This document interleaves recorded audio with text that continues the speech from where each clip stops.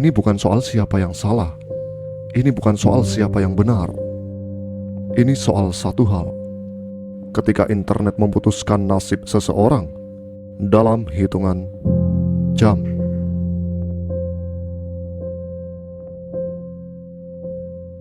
Saat terbangun dan notifikasi meledak, namamu trending, tapi bukan karena prestasi, karena kamu sedang di-cancel. Di video ini kita akan membahas fenomena yang makin sering terjadi di Indonesia, yaitu cancel culture.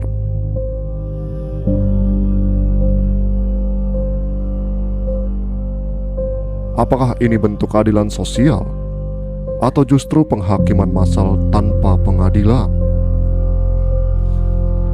Cancel culture adalah fenomena ketika seseorang, public figure, brand, atau institusi diboikot secara massal di media sosial karena dianggap melakukan kesalahan.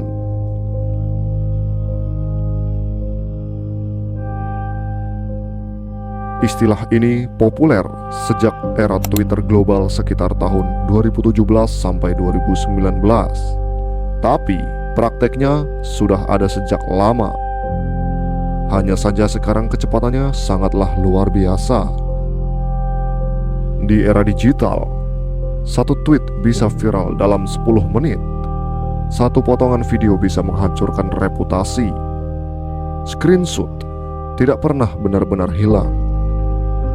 Cancel culture biasanya melibatkan seruan unfollow massal, seruan boykot produk, tekanan ke sponsor, hingga doxing dan ancaman. Sekarang kita perlu bertanya, apakah ini mekanisme kontrol sosial modern? Atau apakah ini bentuk vigilante digital? Mari kita lihat beberapa fenomena nyata yang terjadi di Indonesia terkait cancel culture.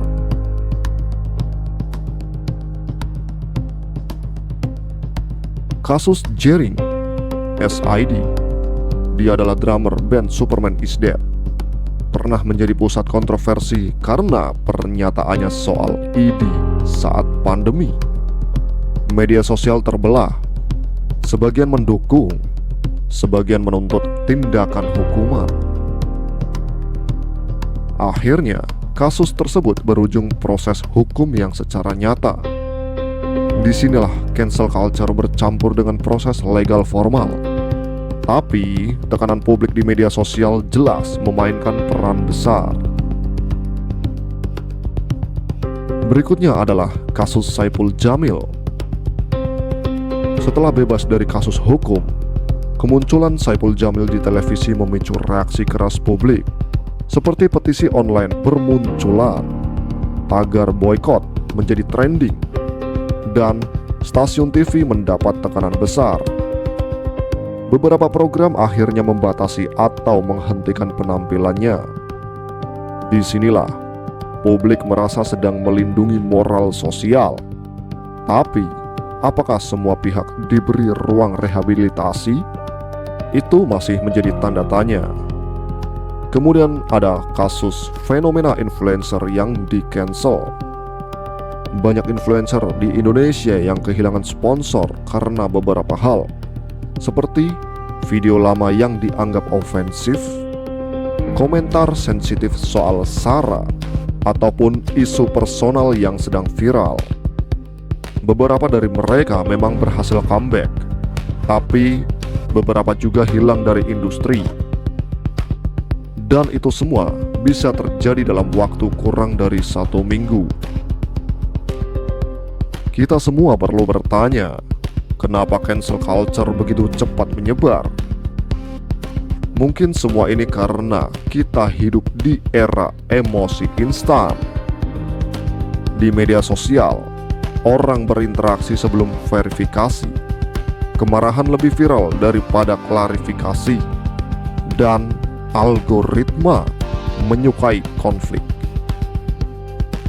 Fenomena ini disebut mob mentality atau mentalitas massa.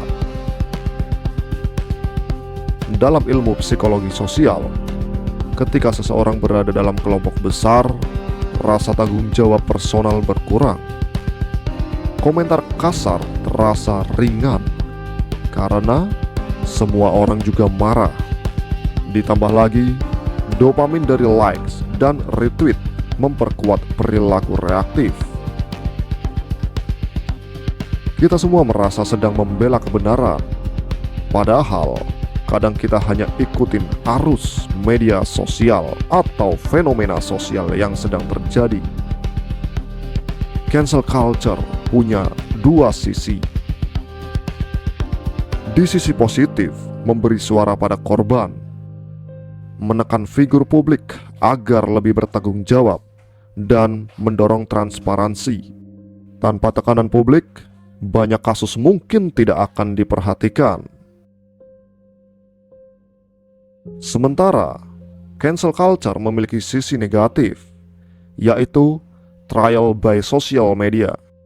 Ada juga hukuman sosial tanpa proses adil, dan sulitnya rehabilitasi reputasi. Selain itu, ada juga trauma psikologis bagi yang di-cancel. Di Indonesia, negara di mana budaya kolektifnya kuat, tekanan sosial bisa sangat menghancurkan. Dan yang paling mengkhawatirkan, budaya takut berbicara. Orang jadi takut berpendapat karena takut di-cancel. Untuk kita, generasi paling digital, kita bukan hanya penonton cancel culture, kita adalah pelakunya atau korbannya. Sekarang kita perlu bertanya, apakah kita benar-benar mencari keadilan atau hanya mencari validasi moral di timeline? Karena ada beberapa besar antara mengkritik dengan data dan menghancurkan dengan emosi. Cancel culture bukan hitam putih. Ia bisa menjadi alat perubahan, tapi juga bisa menjadi senjata massal.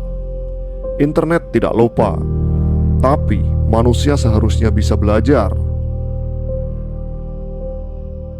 Apa pendapatmu tentang cancel culture di Indonesia? Apakah lebih banyak membawa keadilan atau justru menghakimi secara massal?